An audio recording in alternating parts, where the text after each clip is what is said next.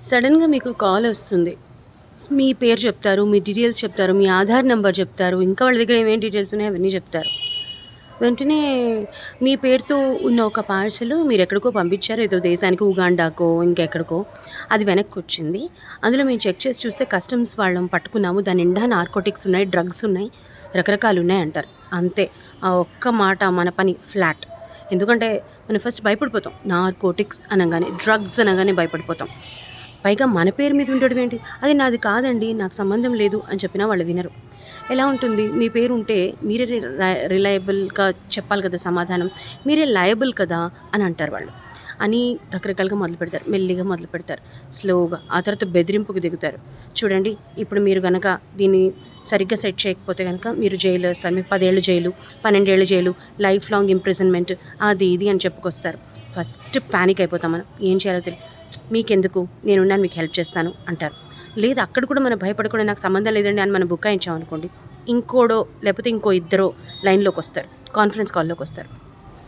నేను ముంబై నుంచి మాట్లాడుతున్నాను, క్రైమ్ బ్రాంచ్ ఇన్స్పెక్టర్ని. నేను చాలా ఏళ్ళ ఎక్స్పీరియన్స్‌తో చెప్తున్నాను మీకు. ఇప్పుడు గనక మీరు సరిగ్గా చేయకపోతే మీరు జైల్లోకి వెళ్తారు. మీ ఉజ్వలమైన భవిష్యత్తు పాడైపోతుంది. అదైపోతుంది, ఇదైపోతుంది, ఇలా అయిపోతుంది, అలా అయిపోతుంది అవన్నీ చెప్తూ ఉంటారు. ఈ మధ్యలో మనకేం చేస్తారంటే, మీకెందుకు, మేము మిమ్మల్ని సేవ్ చేస్తాం కదా, మాకు తెలుసు ఇలాంటి కేసులు అవుతూ ఉంటాయి. చాలామంది మీ అడ్రస్ అది పట్టేసి మీ ఆధార్ నెంబర్ అవి తెలుసుకుని మిమ్మల్ని వెంటనే ఇరికిద్దామని చూస్తూ ఉంటారు. మీకెందుకు, ఎక్స్పీరియన్స్ నేను మిమ్మల్ని సేవ్ చేస్తాను. కానీ దానికి చాలా చాలా రకరకాల చోట్ల చాలా తఫావతులు ఉంటాయి. వాటన్నిటికీ చాలా ఖర్చు అవుతాయి.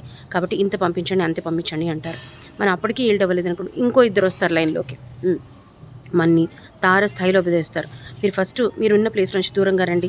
ఎవరిని ఇన్ఫ్లుయెన్స్ చేస్తారో అని వాళ్ళ ఆలోచన. ఇన్ఫ్లుయెన్స్ చేయకుండా, మన ఆలోచించనీయకుండా చేయాలి. అది వాళ్ళ ప్రయారిటీ. సో గదిలోకి రమ్మంటారు. కొంచెం చిన్నవాళ్ళైతే ఈల్డ్ అయిపోతారు కదా. బాగా తెలివిగల వాళ్ళు కూడా ఈల్డ్ అయిపోతున్నారు తెలుసా. దీన్ని పెట్టుకుని ఆత్మహత్యలు చేసుకున్న వాళ్ళు ఉన్నారు. కొన్ని కోట్లు సమర్పించుకున్న వాళ్ళు ఉన్నారు. సో దీన్ని లైట్గా తీసుకోకండి.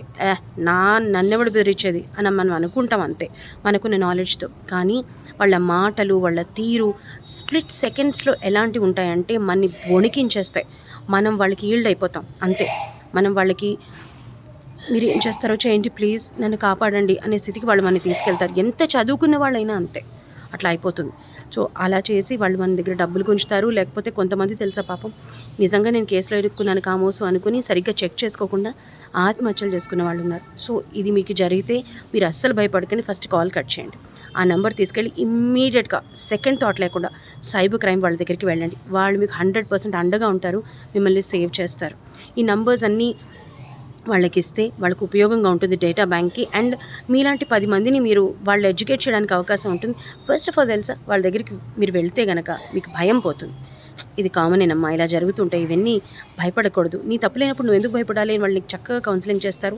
అండ్ ఆ కౌన్సిలింగ్ వల్ల మనకు కొంచెం ధైర్యం వస్తుంది. అంతేగాని ఒక్కొక్కటి వాళ్ళు చెప్పిన ఇన్స్ట్రక్షన్స్ అన్నీ పాటిస్తూ పోయి మనం ఫోటోలు కానీ, మన ఆధార్ నంబర్లు, మన బ్యాంక్ డీటెయిల్స్ అవి పంపించామో అంతే, ఉష్పటాక్. వాళ్ళకి కావాల్సింది కేవలం డబ్బు. భయపెట్టి డబ్బులు గుంజడం వాళ్ళ లక్ష్యం. కాబట్టి ఇది బాగా బాగా బాగా ట్రెండింగ్లో ఉంది. పెద్ద పెద్ద సెలబ్రిటీస్ కూడా దీని గురించి ఎడ్యుకేట్ చేస్తున్నారు. నా క్లోజ్ ఫ్రెండ్కి జరిగింది. తను నాకు ఈ విషయం ఫోన్ చేసి తప్పకుండా చెప్పు సుధా, ఇంత చదువుకున్న మనమే మోసపోతున్నాం అంటే, ఇంత భయపడిపోయి ఇంకా మొత్తం బ్యాంక్ డీటెయిల్స్ తప్ప ఫోటోలు, గిటోలు, ఆధార్ నెంబర్ అన్నీ కూడా పంపించేశారు వాళ్ళు. కొంతసేపు అయిన తర్వాత వాళ్ళు అలర్ట్ అయ్యి, లేదు లేదు ఇది రాంగ్గా ఉందని చెప్పి ఇంకా వేరే పర్సన్ని కాంటాక్ట్ చేస్తే పోలీస్ డిపార్ట్మెంట్లో వెంటనే కాల్ కట్ చేయమని వాళ్ళు చెప్పారట. అంతే, సేవ్ అయిపోయారు వాళ్ళు. తస్మాత్ జాగ్రత్త, ఇలాంటివి జరుగుతున్నాయి, అస్సలు భయపడకండి. వెంటనే సైబర్ క్రైమ్కి వెళ్ళండి కాల్ కట్ చేసి.